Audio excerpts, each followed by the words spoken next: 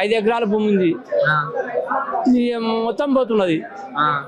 ఇక మేము చిన్నప్పటి నుండి అదే పని చేసుకోబోతున్నా, వేరే పని అయితే రాదు మాకు.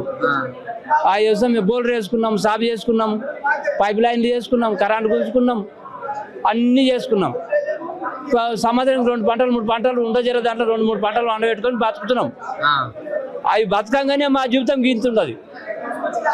మరి ఆయనతో పోయినాక మేమేం బతుకుతాము?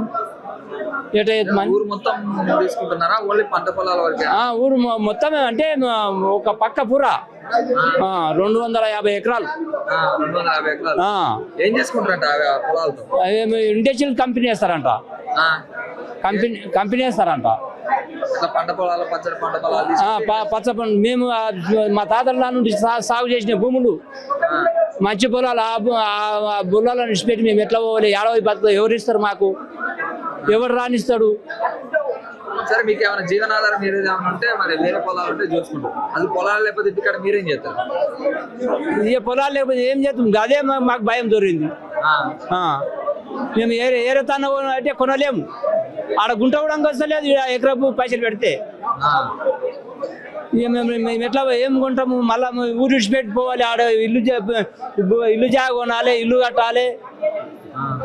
మరి అవన్నీ 25 లక్షలు ఏమొస్తుంది? అసలు ఎంత ఉంది రేటు? ఎకరం ఎంత ఉంది మీ దగ్గర? మా దగ్గర 50-60 నడుస్తున్నది. 50-60 నడుస్తుంది. సాగు ఏరే తాను పోయి అడిగితే మా తాను ఏరే మేము పోయి అడిగితే 1 కోటి మీద చెప్తున్నారు. 1 కోటి చెప్తున్నారు. 4 ఎకరాలు అమ్ముకుంటే 1 ఎకరం వస్తుంది. 1 ఎకరం వస్తుంది. మళ్ళీ ఇల్లు ఏం కట్టుకున్నాలి, దాన్ని సాపు చేసుకున్నాలి, బోర్ వేయాలి. బోర్ వేసింది ఇస్తాడా ఎవడన్నా? ఏదన్నా అడిగి ఏదో పండ్లు ఏంది ఇస్తాడు.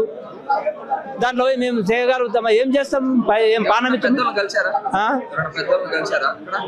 ఇక పెద్దలు అంటే కఠిన కలుస్తున్నాము. ఏమన్నారు మరి? ఇక గట్టినే చూతాం అంటున్నారు. ఏం చేస్తారో ఏమి అందరు గట్టినే అంటారు. ఎమ్మెల్యే కలుస్తలేడు. కావాలని కలుస్తలేడు. మా ఆయననే కదా తీసుకునేది. వేరే కలిస్తే అక్కడ ఏరియా ఇంకా చూపిస్తా పోండి. అడవులు, గుట్టలు. ఆ గుట్టలు ఏం చేస్తాం? పెద్ద పెద్ద గుట్టలు, రాళ్ళు. ప్రభుత్వానికి ఏం చెప్తావే? ఏం చెప్తాం? మేము మా భూములు ఇయ్యం. మేము మా దగ్గర రాకుండా దయచేసి ఇయ్యాలంటే మేము మమ్మల్ని చంపే అన్నులు చంపే తీసుకోవాలి. జీవితాంతం మాత్రం జీవింటే మాత్రం మేము ఇడవం.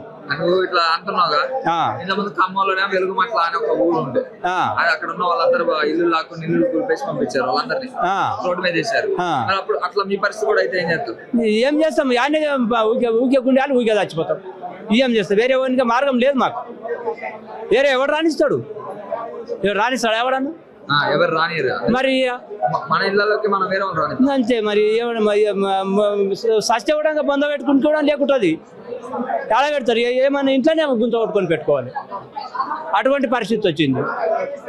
ఏం చెప్తారు రేవంత్ రెడ్డి? ఏం చేస్తాం? మా భూముల దగ్గర రాకూడదు. దయచేసి మమ్మల్ని విడిచిపెట్టాలని కోరుతున్నాం.